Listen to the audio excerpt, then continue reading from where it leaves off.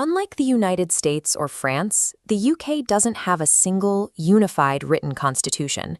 It operates on centuries of stacked precedents, and the most powerful position in that entire system, the Prime Minister, was entirely made up. In fact, the title originally started out as a mocking insult. To see how we got here, we have to look at the early 18th century. The British government was paralyzed. The Crown was constantly warring with two bitter parliamentary factions, the Whigs, who pushed for progress, and the Tories, who defended tradition. Out of this political gridlock, a Whig politician named Sir Robert Walpole stepped into the void in 1721. Walpole didn't have executive presidential powers.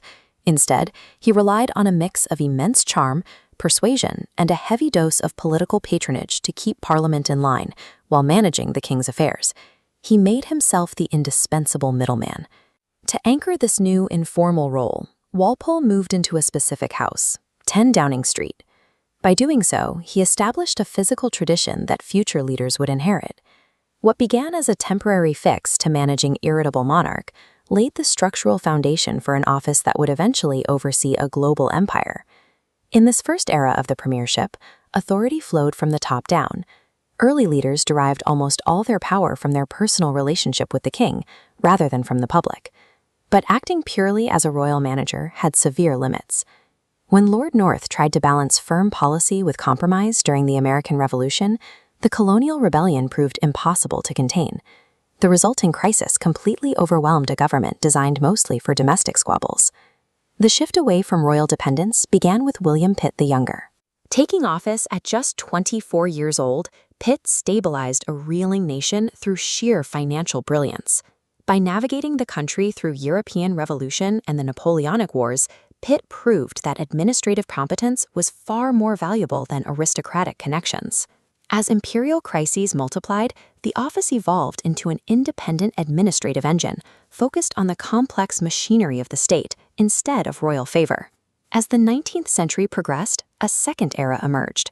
Power shifted away from the monarchy and the aristocracy, forcing prime ministers to court a highly demanding new demographic, the public.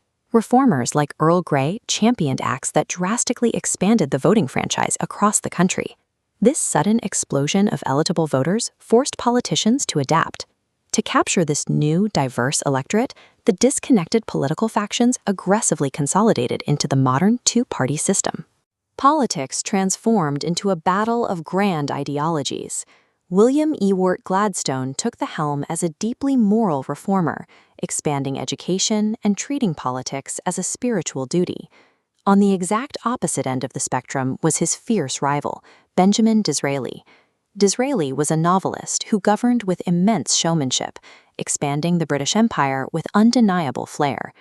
This era moved the Prime Minister into the center of the public stage.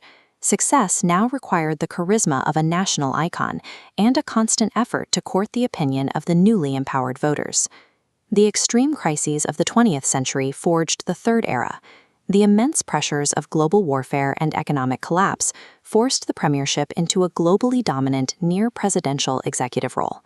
When Britain stood alone against Nazi Germany, Winston Churchill used the sheer force of his personal charisma and rhetoric as an actual weapon of war, inspiring a fractured nation. Immediately following him, Clement Attlee took that concentrated executive authority and turned it inward. Reserved and unassuming, Attlee founded the National Health Service and built the modern welfare state. In the late 20th century, Margaret Thatcher used the full force of the modern office to break trade unions, privatize state industries, and rebuild the British economy around free market competition. Tony Blair later updated this model for the television age, utilizing media-savvy tactics to push rapid modernization. But because the office concentrates so much authority in one person, his singular decision to join the Iraq War permanently fractured his public standing. The modern office grants an individual immense power to shape history, but because they stand alone at the top, they are entirely responsible and highly vulnerable when public trust breaks. That vulnerability has turned the contemporary premiership into a chaotic meat grinder. The current era of rapid turnover ignited when David Cameron's decision to call the Brexit referendum backfired, forcing his immediate resignation. This set off a chain reaction of political volatility.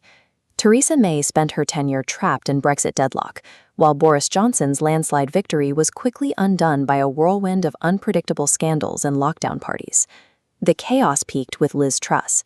Her sweeping tax plans triggered an immediate economic panic, forcing her out after a historic 49 days, the shortest tenure in British history.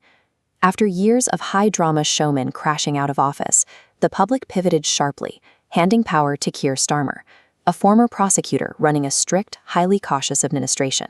He has made a deliberate choice to build his reputation on discipline and competence rather than relying on charisma. This chart compares the initial public approval ratings of visionary prime ministers against quiet reformers. While Starmer's government focuses on stabilizing the economy, prioritizing strict management over flair has resulted in historically low poll numbers early in his term. Charisma can win an election, and rhetoric can rally a nation in wartime. But when you look back over 300 years of history, the truest measure of a prime minister isn't how loud they were in office. It's the institutions that remain standing long after they leave.